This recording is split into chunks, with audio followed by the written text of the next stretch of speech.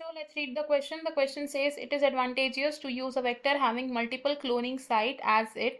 Question में हमसे बोला गया है कि एक ऐसा वेक्टर जिसमें कि मल्टीपल क्लोनिंग साइट प्रेजेंट हो, ऐसे वेक्टर को यूज करना एडवांटेजियस क्यों हो सकता है हमारे लिए. हमारे पास ऑप्शंस गिवन है. Option 1 contains many copies of clone genes. Option 2 contains many copies of the same restriction enzyme site.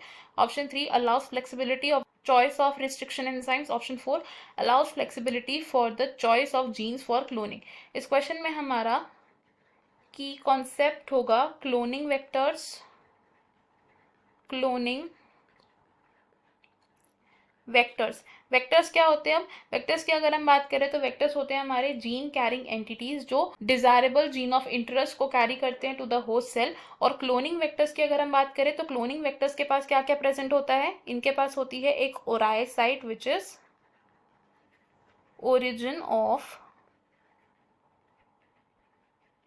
Replication site, यानी कि वो साइट जहां से रेप्लिकेशन शुरू हो रही है. सेकेंड, इनके पास प्रेजेंट होते हैं सिलेक्टेबल मार्कर्स जो रिकॉम्बिनेंट्स और नॉन रिकॉम्बिनेंट्स को आइडेंटिफाई करने में हमारी हेल्प करते हैं. थर्ड, प्रेजेंट होती हैं इनमें क्लोनिंग साइट्स या जिन्हें हम रिस्ट्रिक्शन या रिकॉग्निशन साइट्स भी कह सकते हैं. अब अगर हम बात कर रहे हैं रिकॉग्निशन साइट्स की, तो रिकॉग्निशन साइट्स क्या होते हैं? ये वो न्यूक्लियोटाइड स्ट्रेचेस होते हैं जिन्हें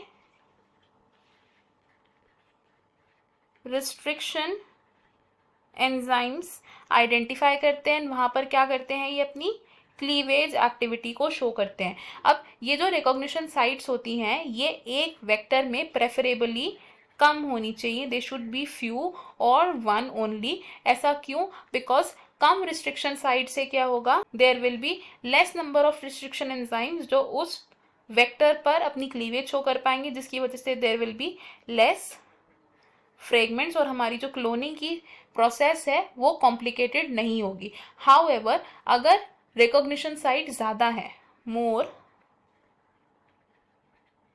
रिकॉग्निशन साइट्स हैं, तो इसका हमारे पास एक एडवांटेज भी होता है. और वो एडवांटेज क्या है? अब क्योंकि उस वेक्टर में ज़्यादा एंजाइम्स के लिए रिकॉग्निशन साइट्स प्रेजेंट हैं, इसकी वजह से हमारे पास क्या होता है? एक better choice of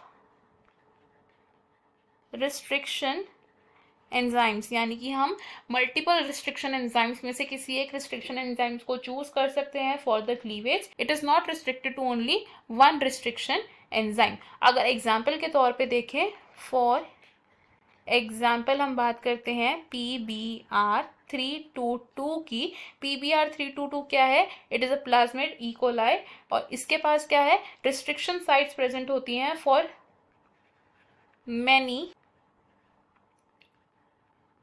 restriction enzymes जैसे कि BAM-H1, BAM-H1, HIND3, SAL1, PVU2, PST1 etcetera.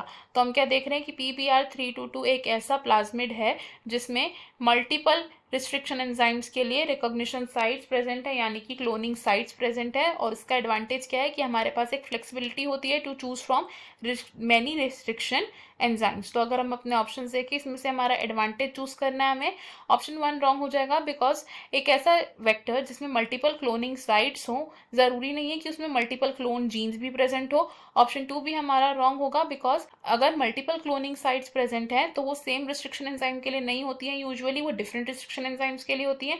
Option 3 हमारा करेक्ट एंड ऑप्शन 4 रॉन्ग है. हमारा फाइनल आंसर है इस क्वेश्चन का option number 3. I hope you have understood it well. Best of luck. Thank you.